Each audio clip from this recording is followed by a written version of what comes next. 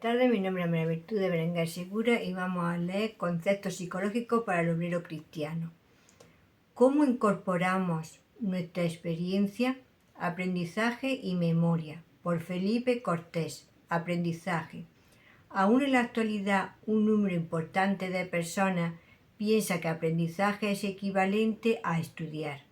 Al respecto, es conveniente precisar una definición de aprendizaje que nos sirva como punto de referencia durante el desarrollo de este capítulo. Una definición que de alguna manera engloba los aspectos esenciales que suelen estar presentes en el concepto de aprendizaje es la siguiente. Aprendizaje es aquel proceso mediante el cual la experiencia o la práctica produce un cambio relativamente permanente sobre la conducta actual o sobre la conducta potencial. Morris, 1999. Este capítulo pretende sintetizar los hallazgos más relevantes que describe y explican cómo las personas aprendemos. Para ello, se presentarán los postulados clásicos en esta área. Luego, aquellas evidencias más contemporáneas que amplían y enriquecen las propuestas iniciales, todas las cuales se espera que formen parte del acervo de conocimientos que aprenda toda persona que tiene entre sus roles el enseñar y contribuir a la formación de otra persona, de modo que ello se traduzca por parte del monitor, facilitador, padre, madre o profesor, en la implementación de acciones concordantes con aquellos principios que la evidencia empírica demuestra que favorecen el aprendizaje. Comenzaremos esta revisión presentando una forma básica de aprendizaje, conocida como condicionamiento. El condicionamiento es el proceso a través del cual las personas adquieren ciertas conductas específicas en presencia de estímulos definidos.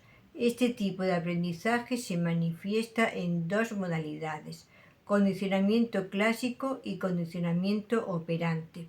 El condicionamiento clásico o pavloviano es una modalidad de aprendizaje que se caracteriza porque las conductas involuntarias, conductas reflejas que siguen de manera automática a un estímulo, son productos por otros estímulos que anteriormente eran neutros y por tanto no provocaban tal conducta. Por ejemplo, un alumno podría ponerse ansioso cuando el profesor de la asignatura de Historia y Geografía saca su bolígrafo del bolsillo. Lo anterior puede ser producto del aprendizaje que ha experimentado el alumno ante el hecho de que cada vez que este profesor ha sacado el bolígrafo en otras ocasiones, ello ha sido el preámbulo de una interrogación oral al azar, evento que le provoca una fuerte dosis de ansiedad. Lo que ha hecho el alumno es anticipar la respuesta refleja, ansiedad, frente a un estímulo que normalmente no activa este tipo de respuesta, sacar un bolígrafo del bolsillo, puesto que este estímulo ha estado asociado en ocasiones anteriores a la situación que efectivamente sí le causa la ansiedad. Mención por parte del profesor al interrogatorio oral al azar. Una segunda modalidad en que la persona aprendemos en el formato del condicionamiento es el condicionamiento operante o instrumental.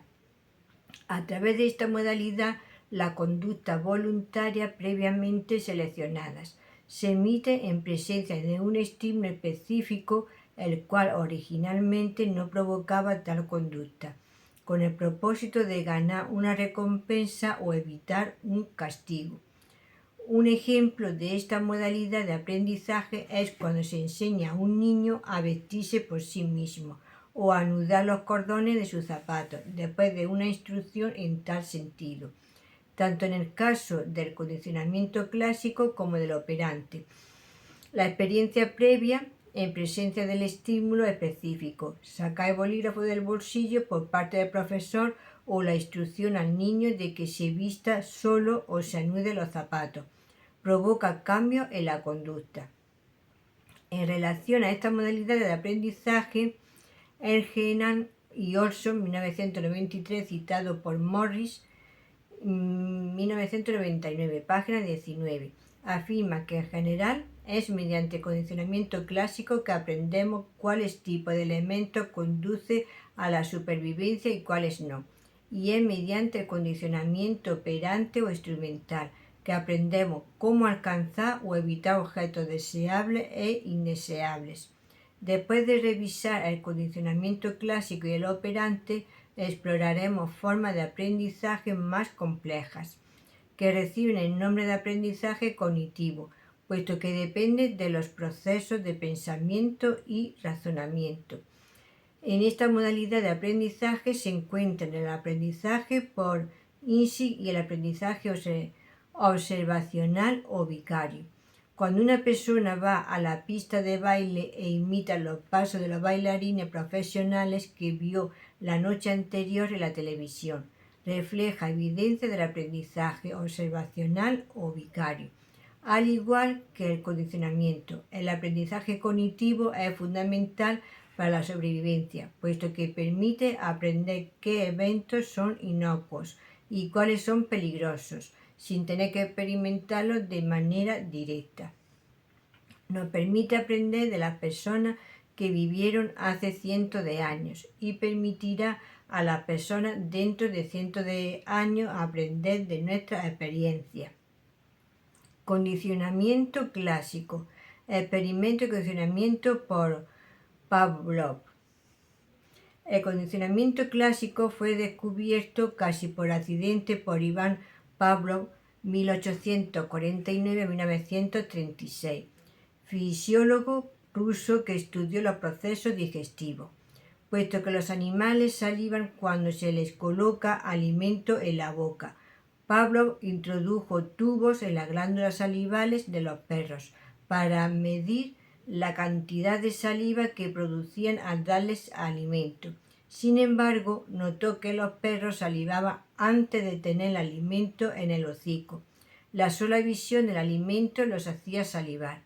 De hecho, babeaban incluso al oír los pasos del experimentador. Esto llamó la atención a Pavlov. ¿Qué provoca que los animales saliven aún antes de que tengan el alimento en la boca? ¿Cómo aprendieron a salivar en respuesta al sonido de la aproximación del experimentador? Para responder a estas preguntas, Pavlov enseñó a los perros a salivar cuando el alimento no estaba presente. Para ello diseñó un experimento en el que sonaba una campanilla justo antes que el alimento se trajera al laboratorio. Generalmente el sonido de una campanilla no provoca que un perro salive, pero después de haber escuchado muchas veces la campana justo antes de obtener alimento, los perros de Pavlov empezaron a salivar tan pronto sonaba la campana. Fue como si hubieran aprendido que la campana señalaba la aparición del alimento, por lo que salivaba ante la señal, aunque no fuese seguida de alimento. Los perros habían sido condicionados a salivar en respuesta a un estímulo novedoso. La campanilla, que normalmente no causaría esta respuesta. Pavlov, 1927. Elementos de condicionamiento clásico. En términos generales, el condicionamiento clásico implica vincular una respuesta, normalmente evocada por un estímulo determinado, a otro estímulo diferente, antes neutral. Los elementos básicos del condicionamiento clásico consisten en estímulo y condicionado. Es el estímulo, el profesor refiere que va a realizar interrogación oral al azar a algunos de los alumnos, que provoca la RI. Respuesta incondicionada. Es la reacción invariable que se produce frente al estímulo condicionado, en nuestro caso la ansiedad en el alumno. Estímulo condicionado. Es el estímulo que en un principio es neutro, saca un bolígrafo del bolsillo, con respecto a la respuesta observada, ansiedad. Se dice que es neutro porque habitualmente un niño no se pone ansioso cuando una persona saca un lápiz del bolsillo. Respuesta condicionada.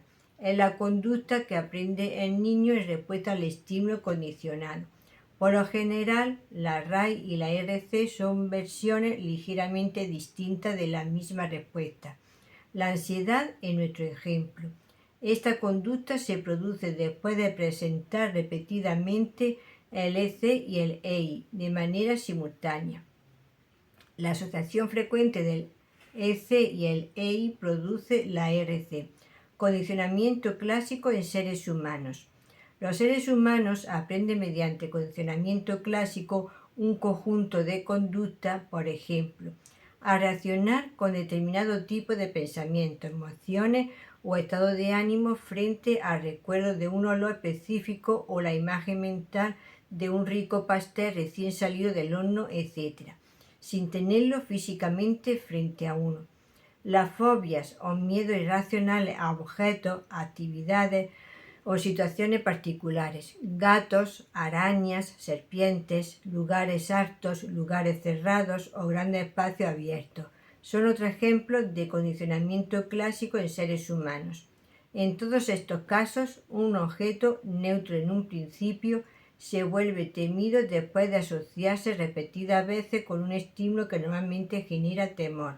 O bien, un estímulo provoca respuestas de agrado, alegría, euforia, entre otras, después de sucesivas asociaciones con un estímulo agradable.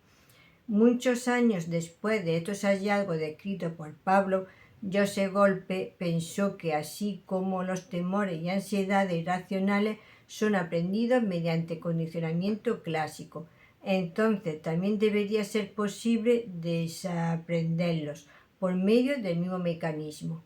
De hecho, encontró evidencia en esta línea, al percibir que no es posible estar ansioso y relajado al mismo tiempo. Por consiguiente, si se puede enseñar a una persona a relajarse en situaciones atemorizantes o de ansiedad, entonces la ansiedad debería desaparecer. A partir de estas observaciones se estructuró la técnica de la desensibilización sistemática, que en términos muy sencillos consiste en inducir a la persona que imagine que se enfrenta a la situación atemorizante, disminuida a su mínima expresión. En forma previa se ha llevado a la persona a un estado de relajación profunda. Posteriormente, y en forma progresiva, la persona es inducida para que mentalmente enfrente la situación que activa un temor, manifestada cada vez con mayor intensidad, manteniendo en forma previa un estado de relajación profunda. Cuando la persona consigue permanecer relajada mientras imagina la situación, avanza a otra situación atemorizante, que signifique un desafío un poco mayor que la situación anterior, y así sucesivamente, hasta que ya no experimenta ansiedad aun cuando imagina la situación más atemorizante de la lista. Elemento de condicionamiento operante. La clave de condicionamiento operante radica en de entre una amplia variedad de conductas, primero se elige una respuesta particular, respuesta operante, y después observamos y modificamos tal respuesta. La consecuencia que sigue a la conducta es el segundo elemento esencial en el condicionamiento operante, el cual puede clasificarse como reforzador o castigo. Los reforzadores son todos aquellos estímulos que incrementan la probabilidad de ocurrencia de una conducta, elogios, reconocimiento, palabras de ánimo, etc. Castigo, por su parte, es cualquier consecuencia que se deriva de una conducta que disminuye la probabilidad de que la conducta se repita. Tipos de reforzadores. Se distinguen dos grandes categorías de reforzadores: reforzadores positivos y reforzadores negativos. Los reforzadores positivos agregan una recompensa a una situación. Ejemplo: dar comida, reconocimiento, atención, etc. Mientras que los reforzadores negativos son efectivos en la medida que eliminan algo desagradable de una situación. Ejemplo: estudiar intensivamente para no reprobar una materia, disminuir la velocidad en la zona urbana para evitar multa de tránsito, etc. Es importante clarificar que los conceptos de positivo y negativo de refuerzo no se refieren a que estos elementos son en sí mismos positivos o negativos, buenos o malos, mejores o peores, sino que estos calificativos especifican el sentido o valor que logra para la persona tales refuerzos. Si el estímulo que se entrega corresponde a la entrega de una recompensa, refuerzo positivo, o bien se está eliminando la presencia de una variable evaluada como desagradable, refuerzo negativo. Tal como usted ya ha notado, tanto el refuerzo positivo como el refuerzo negativo, entregado después que la conducta ha sido emitida, dan como resultado el aprendizaje de nuevas conductas o el fortalecimiento de conductas existentes. Un mismo aprendizaje particular, dependiendo del contexto, puede estar provocado por un estímulo que lo refuerza positivamente o bien puede ser facilitado por un estímulo que lo refuerza negativamente. En cualquiera de los casos, los diferentes mecanismos utilizados para aprender generarán motivaciones, afectos, actitudes y una disposición distinta frente al aprendizaje alcanzado o bien frente a los estímulos evitados.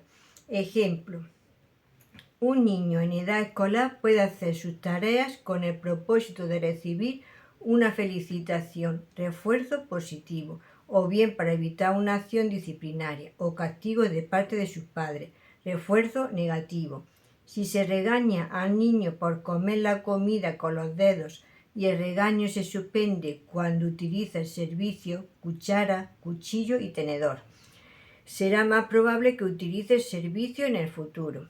Este es un ejemplo de reforzador negativo, porque reducir el estímulo desagradable, un regaño, como producto de comer con servicio, incrementa la probabilidad de que esta conducta se repita.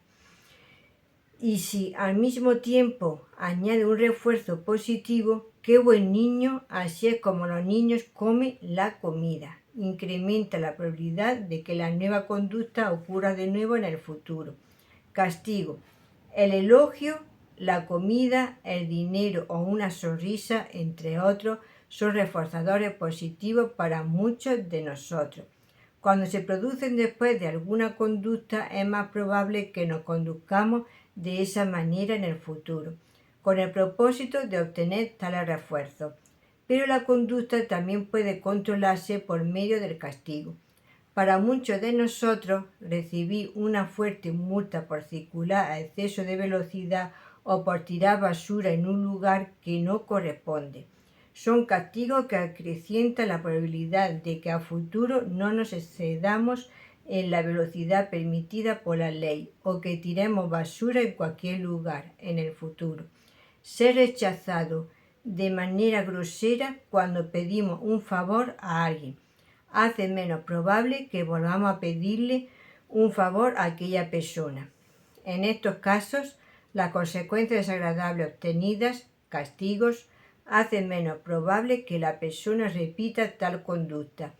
La diferencia entre castigo y refuerzo negativo consiste en que el refuerzo negativo fortalece la conducta al eliminar algo desagradable del ambiente.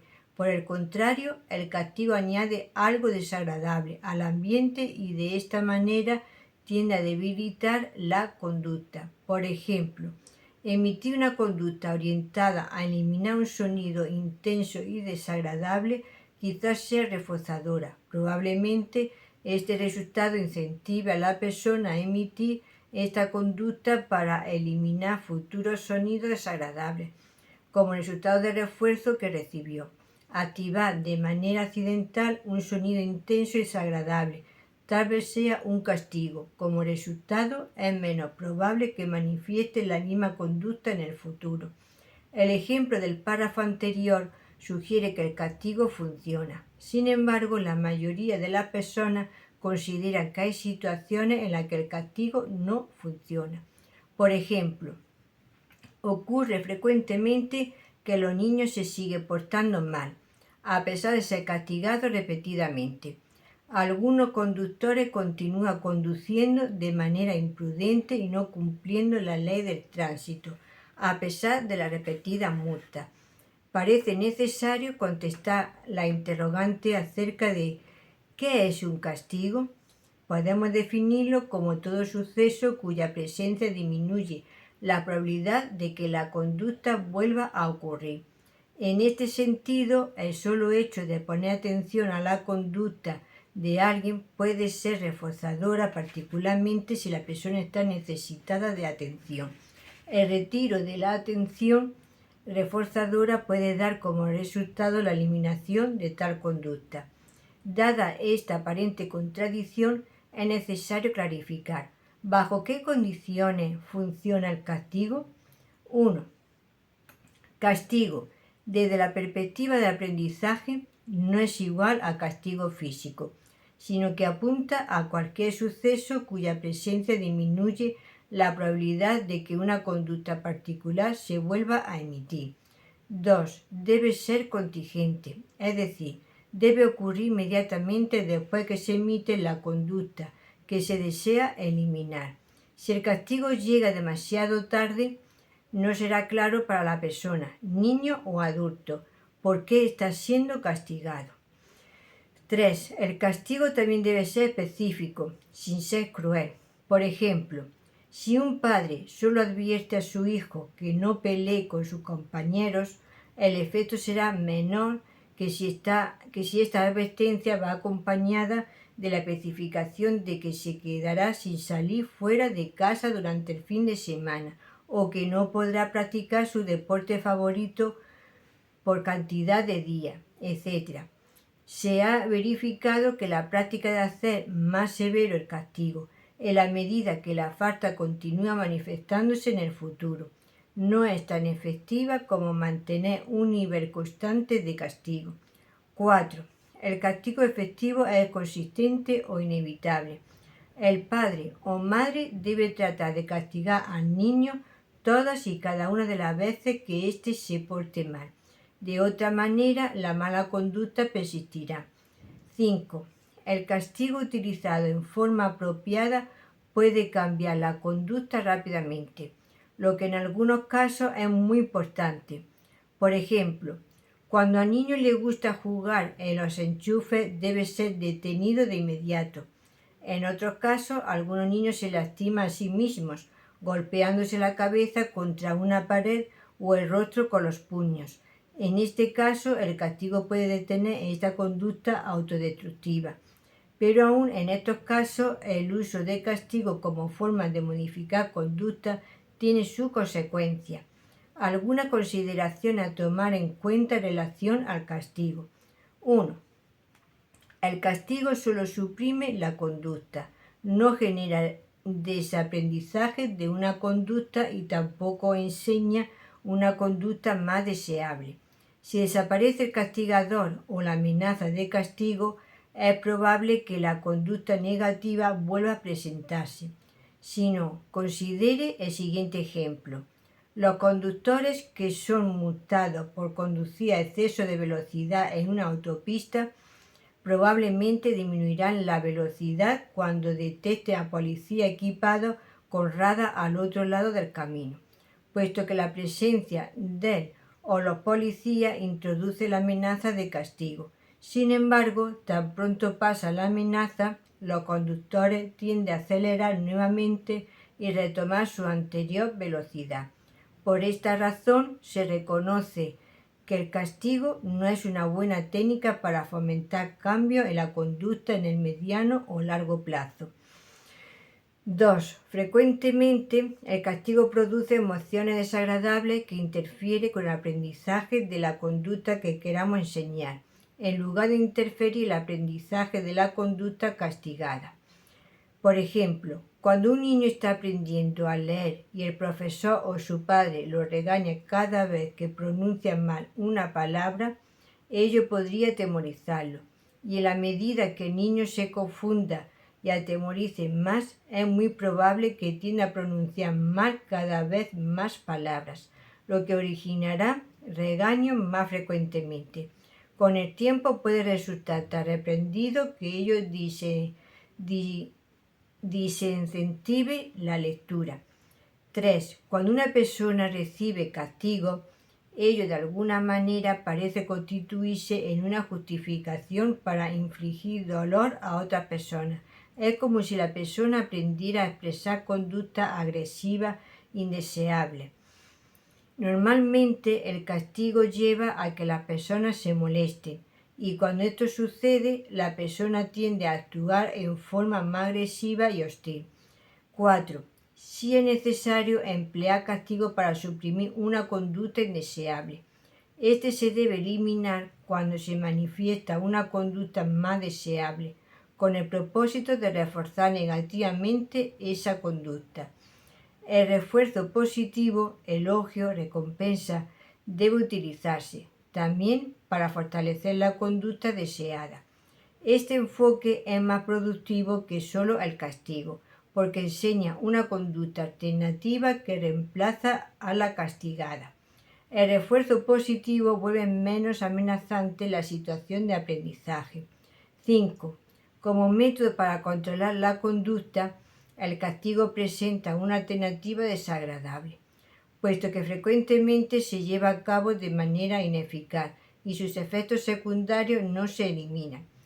Por el contrario, el entrenamiento de evitación es una técnica que permite el cambio a una conducta más deseable que ayuda a prevenir el castigo. Básicamente consiste en comenzar a entregar señales anticipatorias de que una determinada consecuencia desagradable va a ocurrir si se continúa emitiendo una determinada conducta considerada inadecuada. Parece que el miedo es esencial para aprender las respuestas de evitación, a pesar que posteriormente no es necesario para mantener la respuesta aprendida. Es importante recordar que no sabemos si algo reforzará o castigará hasta que verificamos que se incrementa o disminuye la ocurrencia de una respuesta. Suponemos que un dulce, por ejemplo, es un reforzador para los niños, pero a algunos niños no les gustan los dulces. Además, podría resultar que un suceso u objeto no sea consistentemente recompensador o punitivo a través del paso del tiempo. Por ejemplo, aunque un dulce es inicialmente reforzador para algunos niños, si lo comen en grandes cantidades se puede volver neutral o incluso un castigo. Por tanto, se sugiere ser cuidadoso al rotular los estímulos o sucesos como reforzadores o castigos. El condicionamiento operante es selectivo. En el condicionamiento operante algunas conductas son más fáciles de entrenar que otras. En general, las conductas más fáciles de condicionar son aquellas que las personas manifiestan naturalmente y viceversa. Es menos probable que se aprenda la conducta que no ocurre normalmente en la situación de entrenamiento. Comparación del condicionamiento clásico con el operante.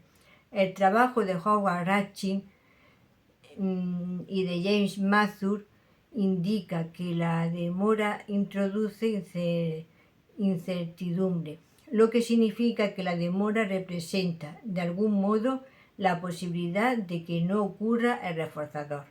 El poder de los reforzadores inmediatos puede verse en muchas otras situaciones, como cuando una persona que está a dieta se enfrenta a un pedazo de pastel de chocolate o cuando una persona que trata de ahorrar dinero ve un artículo atractivo en el escaparate de un almacén. De acuerdo con Herstein y Mazur, la necesidad de estas técnicas es una evidencia de que la teoría de optimización no es una teoría exacta sobre la conducta humana. Si la persona tuviera la tendencia de manera natural a tomar la elección óptima, no tendría necesidad de técnicas diseñadas para ayudarlas a evitar la tentación de un reforzador inmediato. Adquisición de respuesta y condicionamiento operante. La adquisición de respuesta en el condicionamiento operante es un poco más difícil que en el condicionamiento clásico.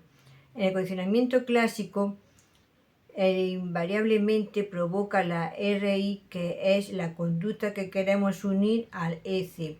Pero en el condicionamiento operante, la conducta que queremos enseñar es generalmente voluntaria.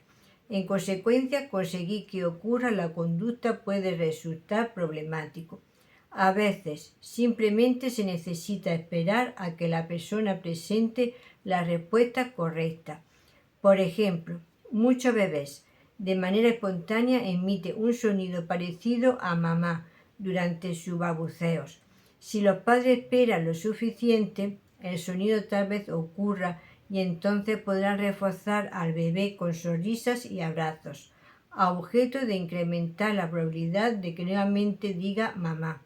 No obstante, esperar que la respuesta correcta suceda de manera espontánea puede ser un proceso lento y tedioso. Existen varias maneras de acelerar el proceso y hacer más probable que ocurra la respuesta deseada de modo que pueda ser reforzada. Un niño alerta y motivado realizará con mayor probabilidad alguna conducta deseada que un niño desinteresado y poco motivado. Otra manera de acelerar el proceso de aprendizaje es reducir o eliminar las oportunidades de realizar respuestas irrelevantes y, por consiguiente, incrementar las oportunidades de que ocurran las respuestas correctas. Esto puede conseguirse restringiendo el ambiente, eliminando las distracciones y permitiendo que la persona responda libremente dentro de estos límites. La mayor cantidad de aprendizaje y condicionamiento operante ocurre en los primeros ensayos.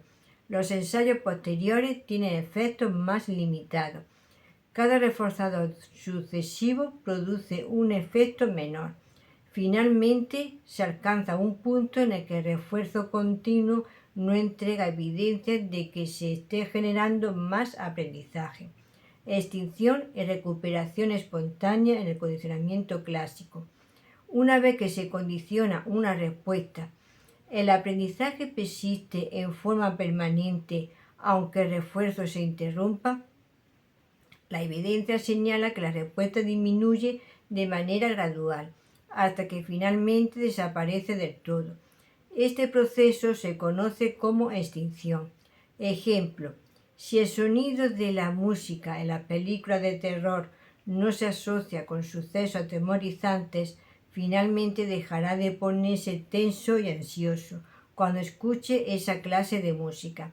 Varios factores afectan la facilidad con que se extingue la conducta aprendida mediante condicionamiento operante. Entre ellos destacan: entre más fuerte es el aprendizaje original, más difícil será lograr que se extinga. Entre mayor sea la variedad de escenarios en que tuvo lugar el aprendizaje, más difícil resultará extinguirlo. La conducta compleja es mucho más difícil de extinguir que la conducta simple, dado que la conducta compleja se compone de muchas acciones. Cada acción individual contribuye a la conducta total a extinguir. Generalización y discriminación en el condicionamiento operante. También puede ocurrir la generalización de estímulo en el condicionamiento operante.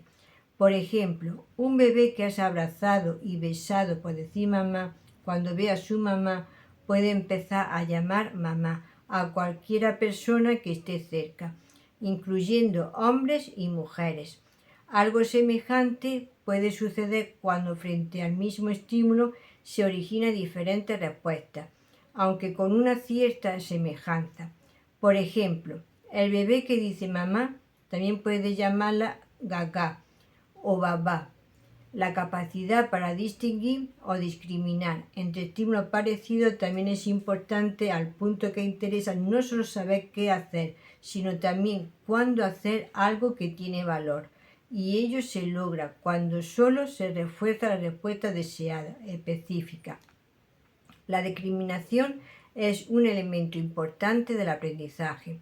Como cualquier aficionado a la recolección de setas silvestres se lo puede decir. El dinero también es un reformador secundario, aunque solo es papel o metal. Se lo asocia con alimentación, vestido y otros reforzadores primarios. En el caso de los niños, ellos valoran el dinero únicamente convertido en una poderosa recompensa. Por ejemplo, después que han aprendido que les permite comprar cosas como dulces, un reforzador primario, Entonces el dinero se convierte en un reforzador secundario.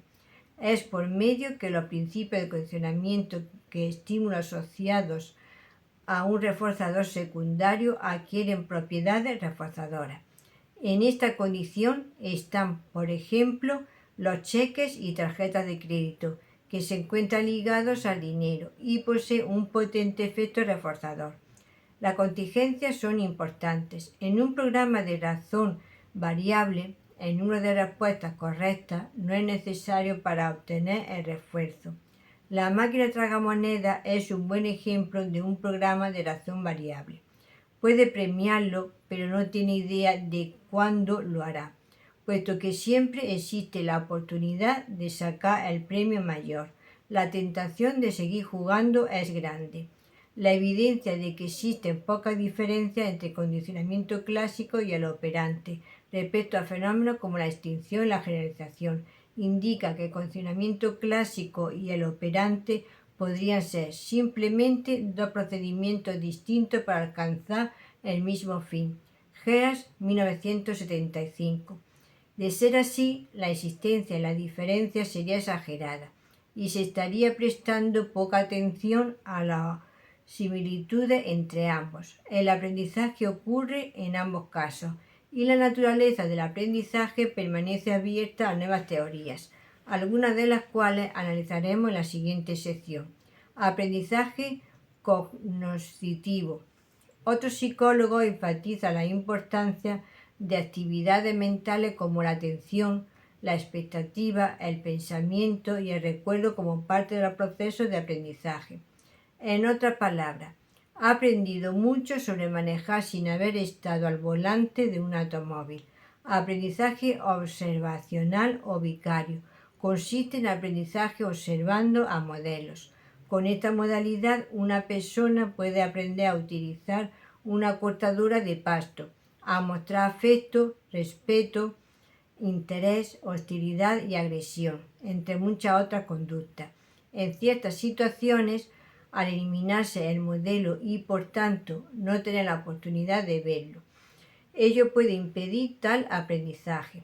Sin embargo, es obvio que no imitamos todo lo que otras personas hacen. La teoría del aprendizaje social, Bandura, 1977-1986, explica las condiciones que deben cumplirse para que este aprendizaje se concrete. 1.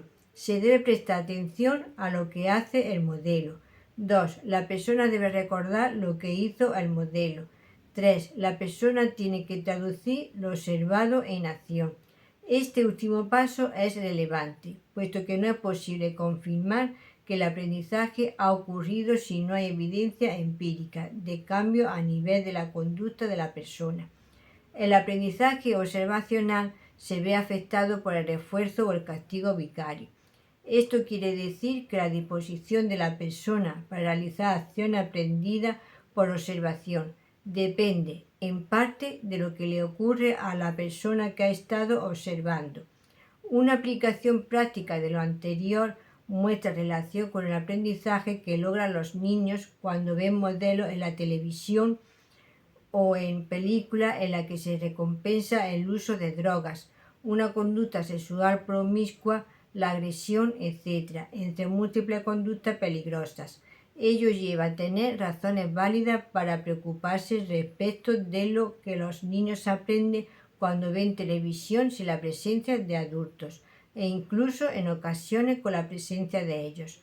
El principal teórico del aprendizaje social es Albert Bandura, quien se refiere a su teoría del aprendizaje como una teoría social cognoscitiva, Bandura, 1986.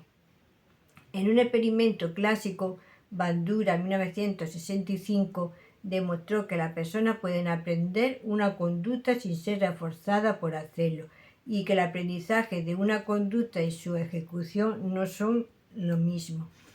En este experimento, Bandura dividió aleatoriamente un grupo de 66 niños del jardín infantil, 33 niños y 33 niñas, en tres grupos de 22 niños cada uno.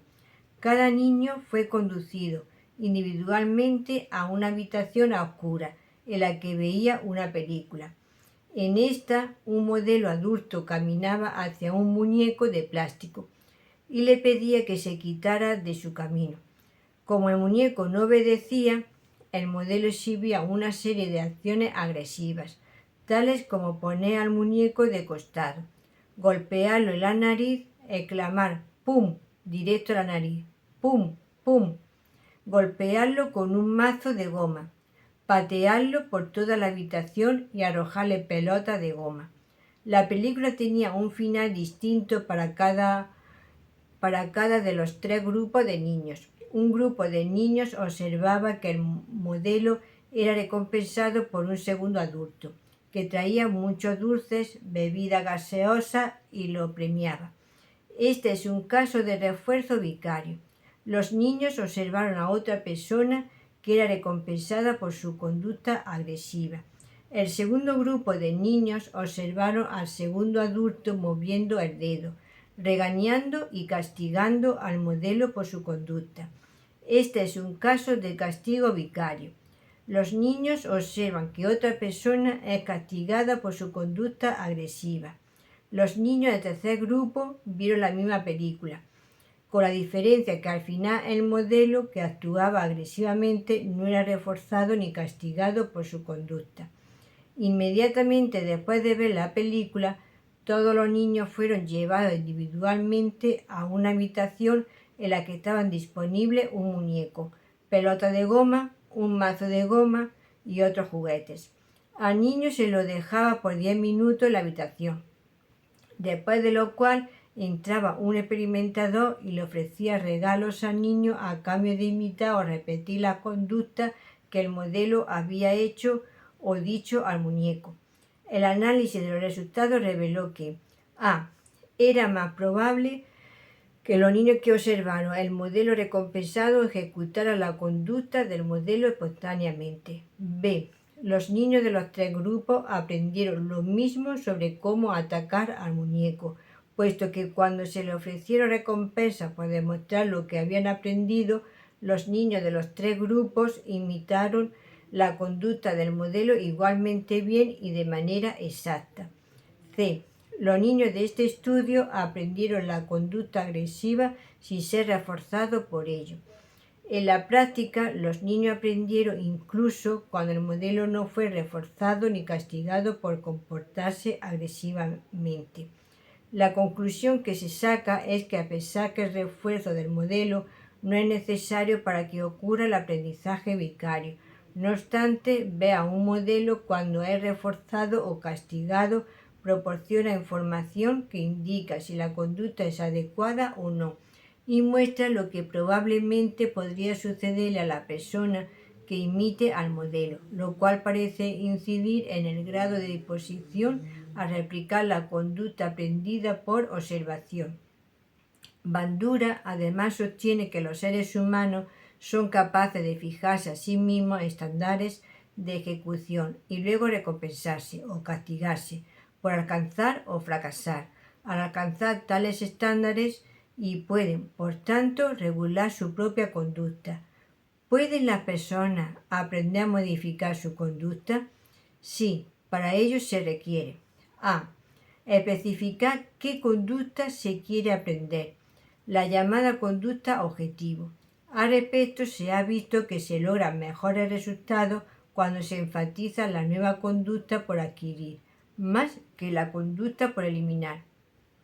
Por ejemplo, en lugar de determinar que la conducta objetivo será reducir el número de notas en rojo, podría ser mejorar el promedio de notas. B. Definir la conducta objetivo con precisión.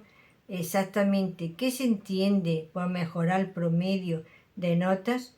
Una forma de hacerlo es imaginar situaciones en las que pueda realizar la conducta objetivo y luego describir por escrito estas situaciones y la manera en que se responderá a ellas. Para efectos de nuestro ejemplo, podría especificar cuándo tengo pruebas o tareas que entregar en los siguientes días. Veo televisión y salgo con mis amigos. C. Luego de especificar cómo actuará a futuro en tales circunstancias, reduciré el número de horas que veo televisión a solo un programa por día, cuando tenga evaluaciones o entrega de trabajos en el colegio. Comenzaré a preparar la prueba una semana antes, estudiando 2 horas por día, etc. D. Luego es preciso monitorear la conducta, idealmente manteniendo un registro diario de las actividades relacionadas con la conducta objetivo. E. Por último, debe proporcionarse algún refuerzo positivo que sea contingente a los logros alcanzados en la conducta objetivo. Memoria. Se sabe que el famoso director de orquesta Arturo Toscanini memorizaba cada nota escrita para cada instrumento de alrededor de 250 sinfonías y toda la música y letra de aproximadamente 100 óperas.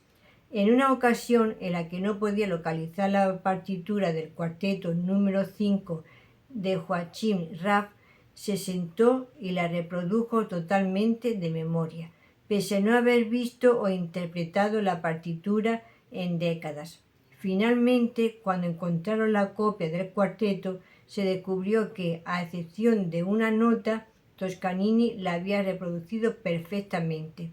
Neisser, 1982. La investigación científica sobre la memoria se inició a mediados del siglo XIX con el psicólogo alemán Hermann Ebbinghaus, quien diseñó los primeros experimentos reales de memoria con variables dependientes e independientes definidas y controló variables intervenientes, aunque Ebbinghaus estudió únicamente su propio proceso de memoria. Muchos de sus hallazgos han sido confirmados por otro experimento, Zameckis, 1985. No obstante que el enfoque de Ebbinghaus dominó por varias décadas la investigación de la memoria. Los investigadores contemporáneos adoptaron el enfoque del procesamiento de información para estudiar la memoria. Este enfoque plantea que una gran cantidad de información estimula continuamente nuestros sentidos, condición que posibilita procesarla en su totalidad en forma simultánea. Por ello, el procesamiento de la información operaría por etapas, la primera de las cuales implica seleccionar partes de esta información para analizarla y, si resulta apropiada, recordarla. Existe cierta evidencia de que en el mundo real la información visual desaparece del registro visual rápidamente, al punto que no dura más allá de un cuarto de segundo. En la vida cotidiana nueva información visual continúa llegando y esta reemplaza a la información anterior casi de inmediato, lo cual es necesario, si no de otro modo la información se acumularía en el registro sensorial y se mezclaría superponiéndose unos datos con otros. En el caso del oído, la información auditiva se desvanece más lentamente que la información visual, lo cual es necesario dada la naturaleza del habla. En caso contrario, difícilmente la persona estaría en condición de recordar frases que duren más allá de un cuarto de segundo. Dado que la información desaparece de los registros sensoriales tan rápidamente, uno podría preguntarse válidamente: ¿cómo recordamos un estímulo más allá de un segundo? En parte, ello ocurre porque las personas prestamos selectivamente atención a ciertos estímulos por sobre otros. Ahora podemos preguntarnos: ¿cómo seleccionamos lo que vamos a atender en cualquier momento? Se sabe que atendemos conscientemente a poca información que llega a nuestros registros sensoriales. Esta información la seleccionamos y posteriormente se procesa, en un esfuerzo por reconocerla y comprenderla. De cualquier modo, la información no atendida recibe cierto procesamiento inicial, de modo que es factible cambiar nuestra atención para concentrarnos en algún estímulo potencialmente relevante para el perceptor. Aquella información que logra capturar nuestra atención es la que logra ser procesada a un nivel distinto y activa la llamada memoria de corto plazo, que consiste en una modalidad de memoria que permite almacenar información nueva por un corto periodo de tiempo y operar con ella. Existe un límite preestablecido para la cantidad de información que la memoria de corto plazo puede manejar en cualquier momento. Este corresponde a tanta información como puede repetirse o repasar entre 1,5 y 2 segundos. Vandelay, 1986. Weicker y Boruch, 1986.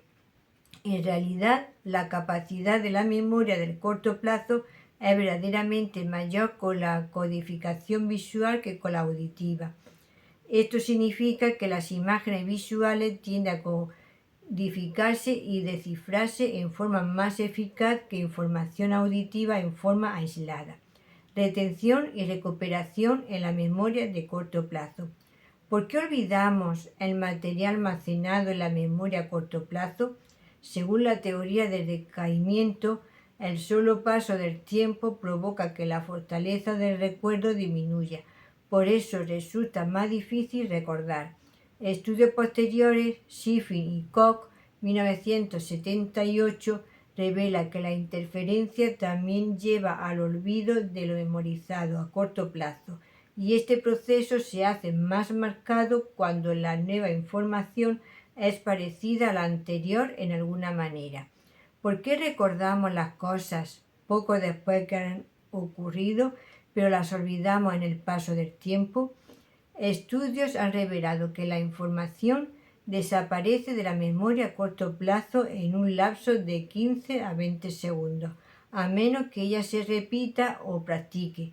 Bowery, 1986, lo cual no necesariamente es perjudicial, puesto que este proceso permite que se genere espacio en la memoria de corto plazo para nueva información.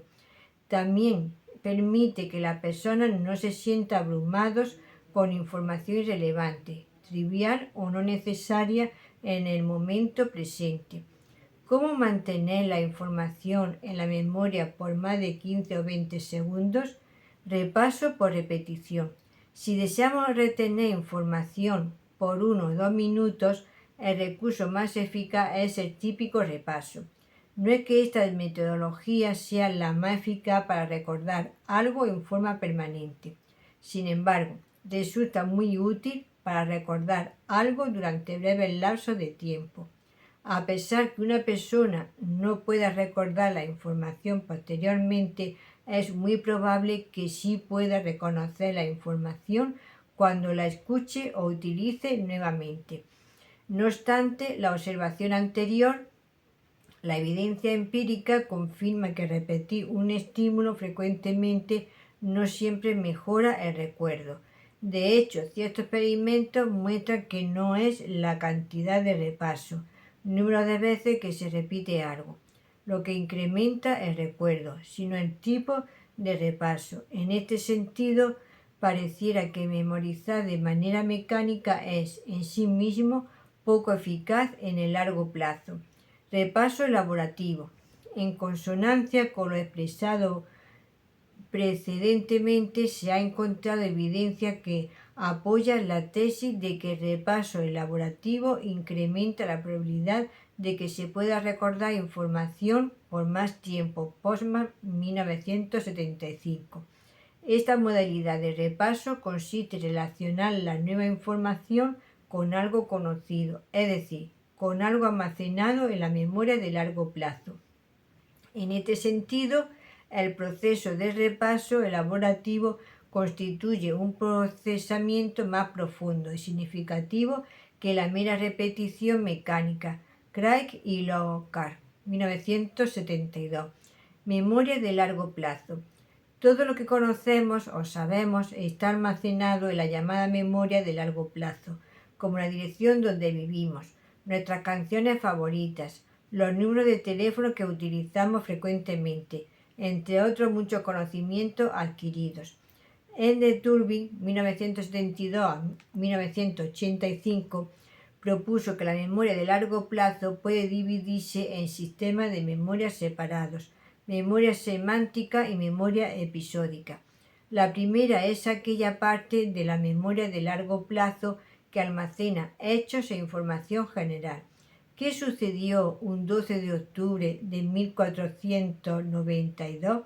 Mientras que la memoria episódica es aquella parte de la memoria de largo plazo que almacena información específica y que posee significado personal para las personas. Por ejemplo, recordar aspectos de nuestra vida de colegio, cómo fue nuestro cumpleaños número 18, nuestro primer noviazgo, etc. Codificación en la memoria de largo plazo. Existe evidencia que sustenta la tesis de que gran parte de la información en la memoria de largo plazo se codifica en función de significado, lo cual puede ser alimentado por imágenes no verbales, tales como olores, sabores, sensaciones experimentadas en la ocasión, etc. Coban, 1988. Mientras más vínculos o relaciones logre establecer una persona entre la información actual y aspectos ya conocidos, entre aspectos personales y otros más generales, entonces será más probable que posteriormente recuerde la nueva información. Este proceso es equivalente a buscar un determinado libro en una biblioteca, el cual será más fácil de encontrar si está catalogado bajo múltiples encabezados que si solo lo está bajo uno o dos. Un mismo material puede ser repasado o memorizado de diversas maneras, aspecto que usualmente está en relación con el objetivo o propósito que se persigue. Por ejemplo, cuando se debe rendir un examen, se espera que éste sea con preguntas de alternativa, tal vez estudie en forma distinta que si hubiera esperado un examen oral o una evaluación con preguntas de desarrollo. Memoria implícita. Muchos de los recuerdos que hemos considerado hasta ahora son cosas que intentaremos recordar al menos en alguna ocasión. Los psicólogos llaman a estos recuerdos memoria explícita. Sin embargo, la persona adquiere una importante cantidad de información que posiblemente nunca han tenido la intención de memorizar para luego recordar, lo cual significa que los recuerdos se formaron sin que la persona se diera cuenta y sin ningún procesamiento elaborado de su parte. Koval, 1988. Adler, 1990. De igual manera, a veces los recuerdos se evocan de manera espontánea, sin ningún esfuerzo de su parte. Rodiger, 1990, a partir de un comentario, una mirada, una situación que nos parece que tiene semejanza con otra situación ya vivida, etc. De lo anterior se desprende que cuando una persona trata en forma explícita de aprender algo de memoria, aunque no lo pretendamos, también estamos aprendiendo de manera involuntaria en forma implícita un conjunto de hechos respecto al contexto en que tuvo lugar tal aprendizaje, los cuales pueden servir como señales de recuperación cuando posteriormente tratamos de rescatar la información de la memoria explícita. La existencia de la memoria implícita tiene aplicaciones concretas en la vida diaria. Si tiene dificultad para recordar algo, de ser posible, regrese al escenario en que lo aprendió por primera vez.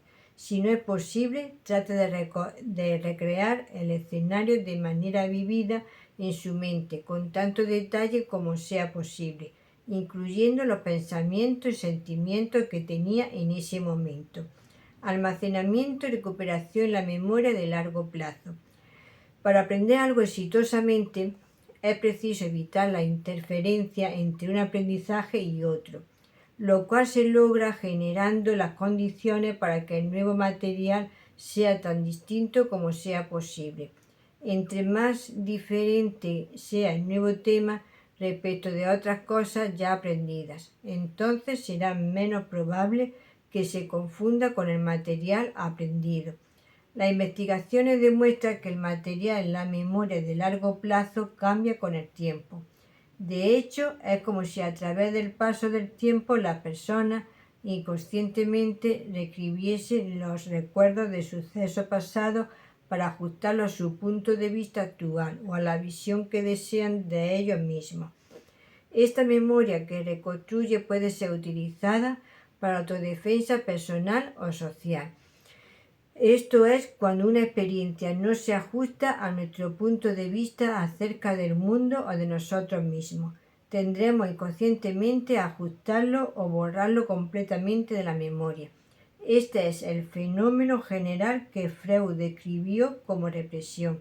En casos extremos, la represión provoca amnesia de recuerdo en forma masiva. En otras ocasiones es selectivo.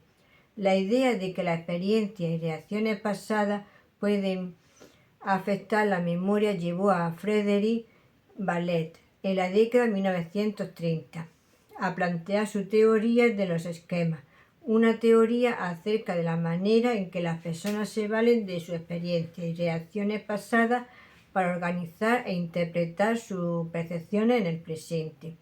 La moderna teoría de los esquemas ha perfeccionado las ideas de Ballet, pero su concepto de esquema sigue siendo considerado clave. Un esquema es como un guión que la experiencia pasada ha empezado a escribir para usted, en el que su experiencia presente le provee de antecedentes para completar tales detalles, los cuales nos ayudan a orientar un determinado monto de atención que le asignamos a un evento específico. También puede llevar a formarnos estereotipos y nos ayuda a completar la información perdida o a realizar inferencias. Por otro lado, los esquemas también afectan la manera en que la información se recupera de la memoria, puesto que simplifican el proceso de recuperación de información de la memoria, de manera que las personas tienden a recordar solo lo que necesitan saber en una situación particular y filtran recuerdos no pertinentes. En vista de estos hallazgos de investigación, un autor concluyó que una de las cosas más interesantes que encontramos es que el simple hecho de intentar recordar las cosas no asegura que su memoria mejorará. La firme decisión de mejorar y el número de horas que dedica a mejorarla son en realidad lo que hace la diferencia. La motivación es mucho más importante que la capacidad innata. Singular, 1982, página 59. ¿Qué podemos hacer para mejorar nuestra memoria? A continuación se mencionarán algunas de las variables que, adecuadamente consideradas, pueden ayudarle a acrecentar su memoria. 1. Motivación. Sin un real deseo de aprender o recordar algo, es más probable que no lo logre. 2. Práctica. Para mantener firmes habilidades de memoria, como con cualquier otra habilidad, debe practicarse y utilizarse.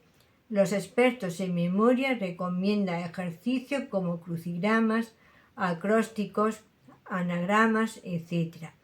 3. Confianza en sí mismo. La duda frecuente usualmente lleva a la ansiedad, la cual interfiere con la recuperación de la información de la memoria. Ejercicios de relajación pueden mejorar la capacidad para recuperar información de la memoria. Además, si usted está convencido de que no podrá recordar algo, probablemente no pueda hacerlo. 4. Distracción. Aunque algunas personas pueden simultáneamente estudiar para una prueba y al mismo tiempo escuchar la radio, se ha visto que las distracciones externas interfieren en el aprendizaje y el recuerdo de muchas personas. Si usted se distrae, trate de encontrar un ambiente silencioso antes de intentar llevar algo a la memoria. 5. Concentración. Atender a los detalles. Concentrarse en lo que rodea al suceso que se desea memorizar.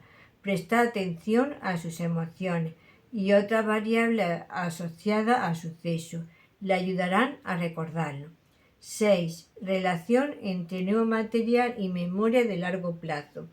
Es preciso organizar y codificar el material de manera más eficaz con experiencia o conocimiento de la memoria de largo plazo, conversar con otras personas las cosas que se desea recordar, etc.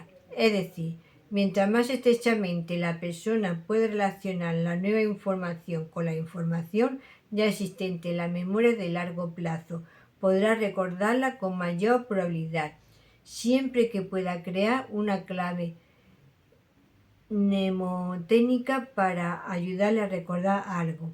Hágalo. 7. Uso de imágenes mentales de manera eficaz.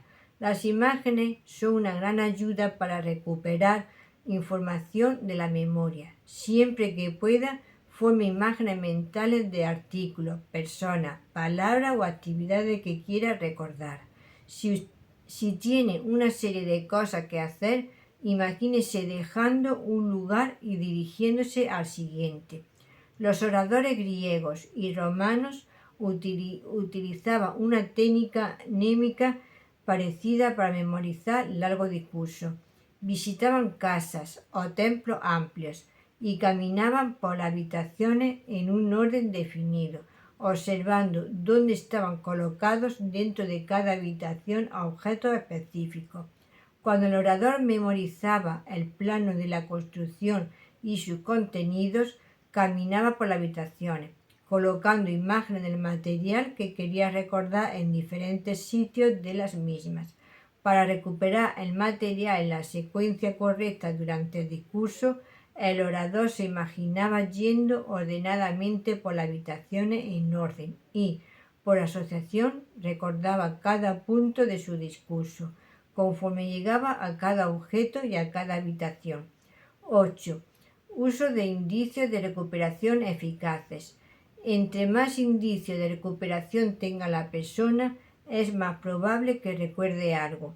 Una manera de establecer indicios clave de recuperación automáticos es crear rutinas.